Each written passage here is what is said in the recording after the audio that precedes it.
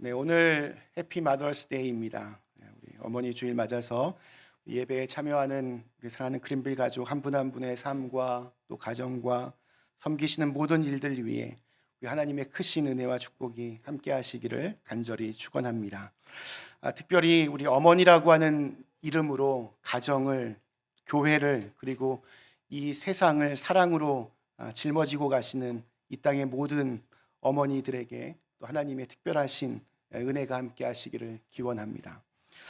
엄마라고 하는 이 단어는 우리 인간이 태어나서 입을 열어서 내뱉는 첫 단어입니다.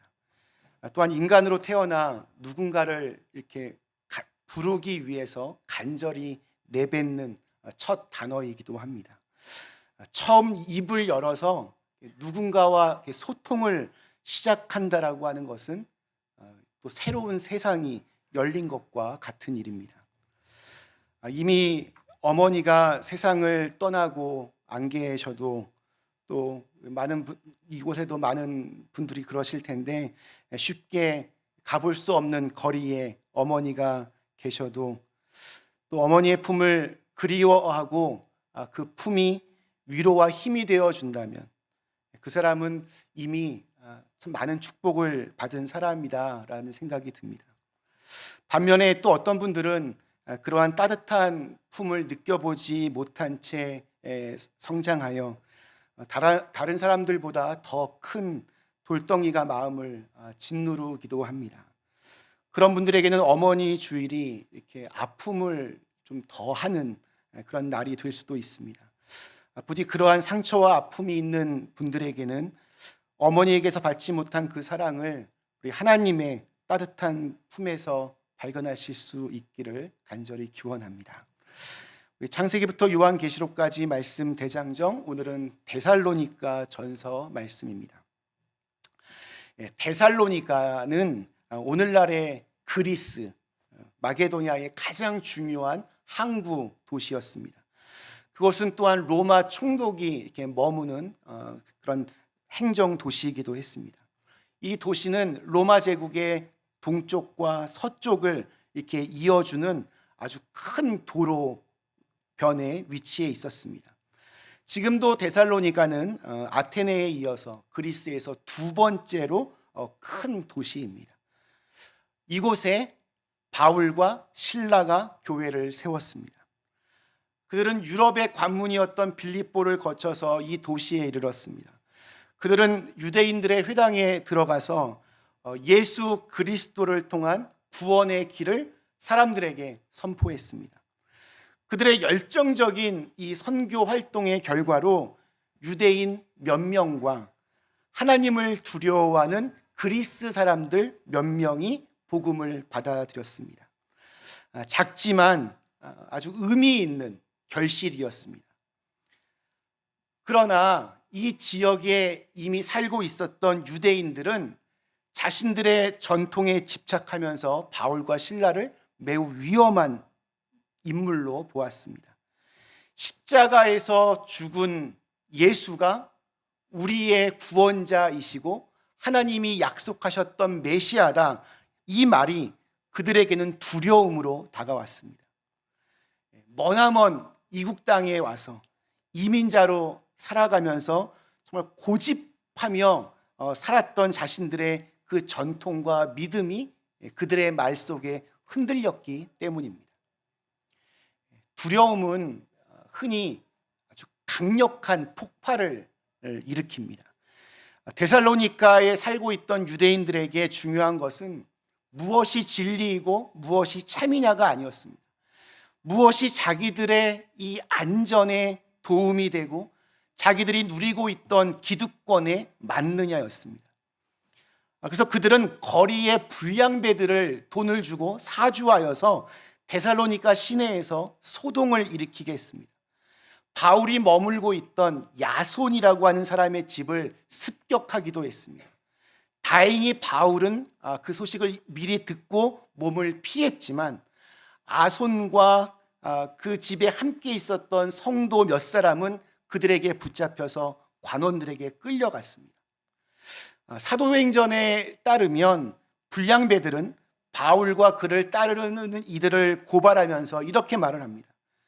세상을 소란하게 하는 사람들이 여기에도 나타났습니다. 그런데 야손이 그들을 영접했습니다.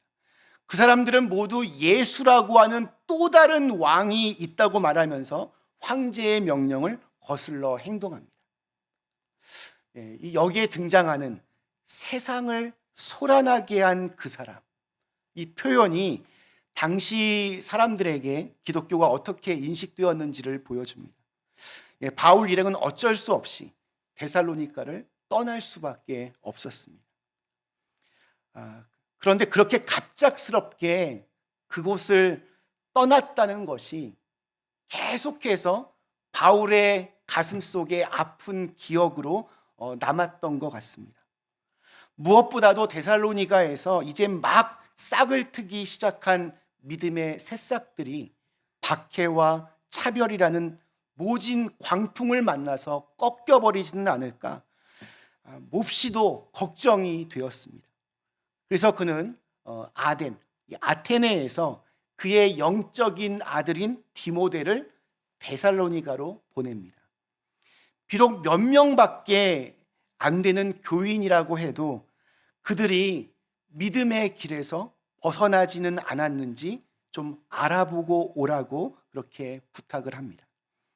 디모데는 아직도 박해의 구름이 거치지 않는 그 데살로니가에 들어가서 그곳에서 신앙생활을 하고 있던 성도들을 만났습니다. 그런 후 그는 다시 바울에게로 돌아왔습니다. 디모데가 가지고 돌아온 소식은 바울에게 너무나 큰 힘과 위로가 되었습니다. 우리 6절과 7절 말씀입니다. 지금은 디모데가 너희에게로부터 와서 너희 믿음과 사랑의 기쁜 소식을 우리에게 전하고 또 너희가 항상 우리를 잘 생각하여 우리가 너희를 간절히 보고자 함과 같이 너희도 우리를 간절히 보고자 한다 하니 이러므로 형제들아 우리가 모든 궁핍과 환난 가운데에서 너희 믿음으로 말미암아 너희에게 위로를 받았노라. 디모데가 가지고 온 소식은 두 가지였습니다. 데살로니가 교회의 성도들이 믿음과 사랑의 터 위에 굳게 서 있다는 것과 바울 일행을 진심으로 간절히 그리워해 하고 있다는 것이었습니다. 이 기쁜 소식에 바울은 비로소 안도의 한숨을 내쉽니다. 그리고 8절에서 이렇게 고백합니다. 그러므로 너희가 주 안에 굳게 선즉 우리가 이제는 살리라. 바울은 데살로니가 성도들이 주님 안에 굳게 서 있었기 때문에 이제야 나도 제대로 숨을 쉴 수 있게 되었다 이렇게 고백을 합니다.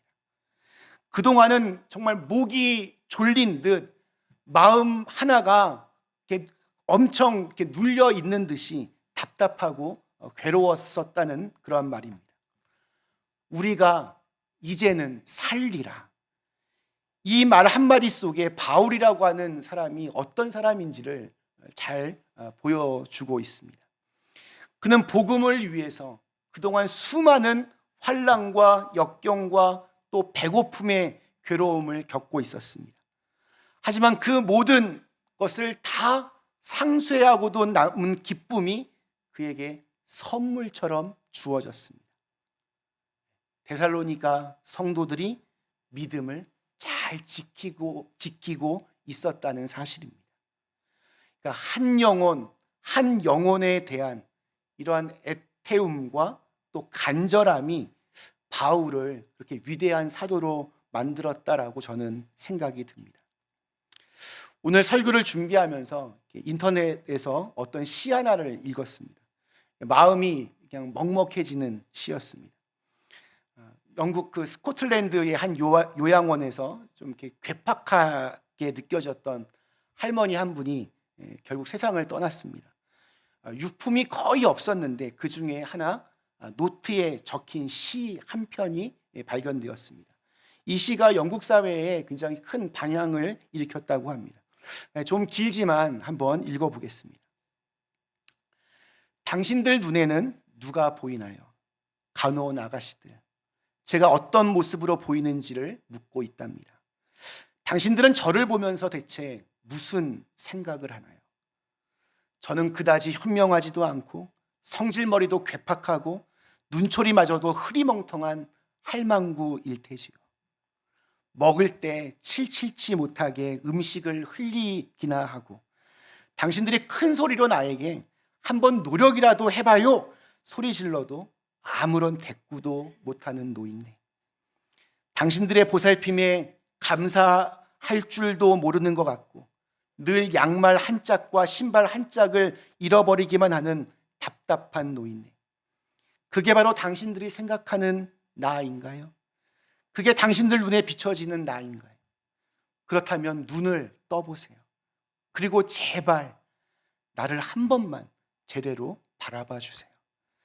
이렇게 여기에 가만히 앉아서 분부대로 고분고분 음식을 씹어 넘기는 제가 과연 누구인가를 말해 줄게요. 저는 10살짜리 어린 소녀랍니다. 사랑스러운 엄마와 아빠, 그리고 오빠와 언니, 동생들도 있지요. 저는 20살의 꽃다운 신부랍니다. 영원한 사랑을 맹세하면서 콩닥콩닥 가슴이 뛰고 있는 아름다운 신부랍니다. 그러던 제가 어느새 25이 되어 아이를 품에 안고 포근한 안식처와 보살핌을 주는 엄마가 되어 있답니다. 어느새 30이 되고 보니 아이들은 훌쩍 커버리고 제 품에만 안겨 있지 않답니다. 40살이 되니 아이들이 다 자라 집을 떠났어요. 하지만 남편이 곁에 있어 아이들의 그리움으로 눈물로만 지새우지는 않는답니다. 50살이 되자 다시금 제 무릎 위에 아가들이 앉아있네요.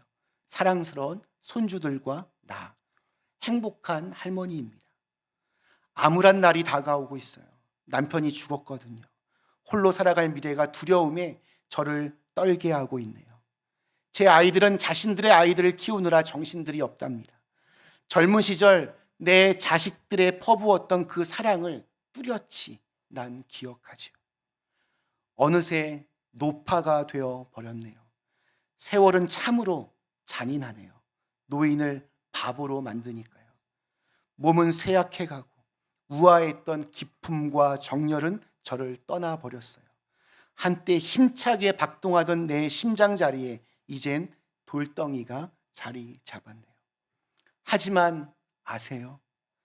제 늙어버린 몸뚱이 안에 아직도 16 처녀가 살고 있음을, 그리고 이따금씩은 쪼그라든 제 심장이 쿵쿵대기도 한다는 것을, 젊은 날들의 기쁨을 기억해요. 젊은 날들의 아픔도 기억해요.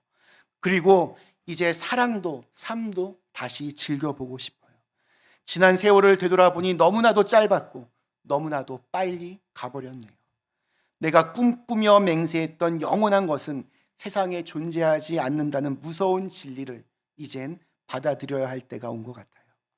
모두들 눈을 크게 떠보세요. 그리고 날 바라봐 주세요. 제가 괴팍한 할망구라뇨.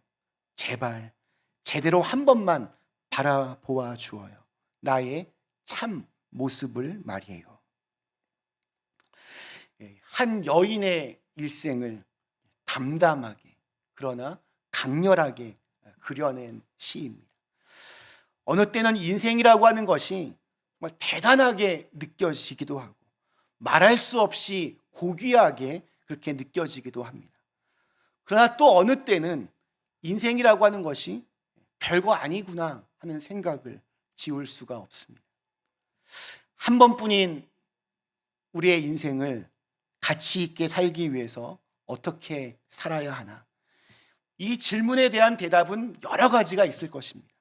근데 오늘 읽은 말씀과 연결시켜 보면 가치 있게 사는 것은 다른 누군가에게 선한 영향력을 끼치며 사는 것이라고 생각이 들었습니다. 범위가 넓고 좁고 큰 문제가 되지 않습니다. 단 한 사람이라도 괜찮습니다.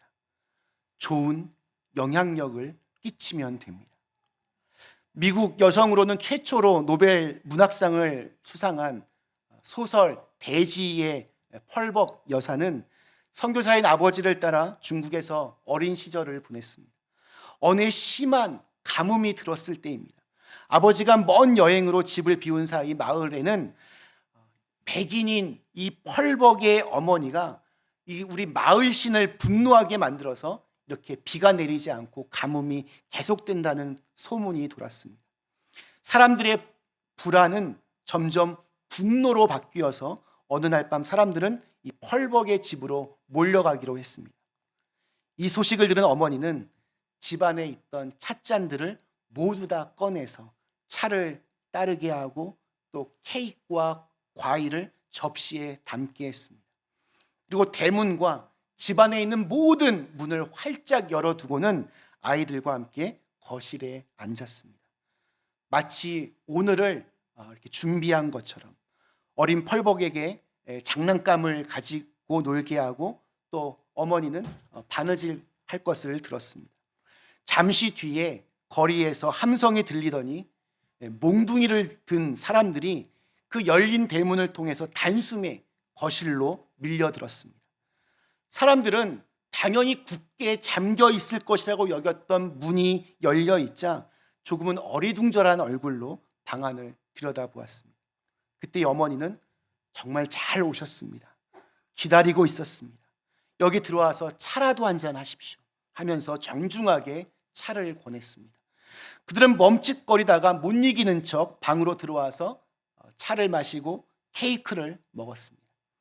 천천히 차를 마시면서 그들은 저쪽 방 구석에서 천진난만하게 놀고 있던 아이와 어머니의 얼굴을 한참을 이렇게 바라보다가 그냥 돌아갔습니다. 그리고 그날 밤 그토록 기다리던 비가 내렸습니다. 훗날 어머니는 이제 어른이 된 어린 딸에게 그때의 이야기를 이야기해 주면서 그날 밤에 얼마나 두려웠는지를 말해 줍니다. 그리고는 만약 도망칠 곳이 없는 막다른 골목이 아니었다면 그런 용기를 내가 가질 수는 없었을 거라고 그렇게 말해 줍니다. 펄벅은 이 체험 때문에 언제나 절망 속에서도 용기를 갖게 되는 그러한 경험을 하게 되었다라고 고백을 합니다. 어머니의 이 믿음과 지혜가 어린 딸에게 고스란히 전해졌고 그 딸은 어머니의 이 선한 영향력을 받으면서 잘 자라나서 훗날 위대한 문학가가 되었고 또한 따뜻하고 지혜로운 어머니가 되어서 또한 자신의 딸에게 그 믿음을 고스란히 전해 주었습니다. 다시 말씀으로 돌아가서 오늘 읽은 말씀에서 바울은 지금 데살로니가 교회 성도들에게 위로를 받고 있습니다. 바울 때문에 데살로니가 교회가 위로를 받은 것이 아니라 데살로니가 교회 때문에 바울과 그 일행들이 큰 위로를 받았습니다.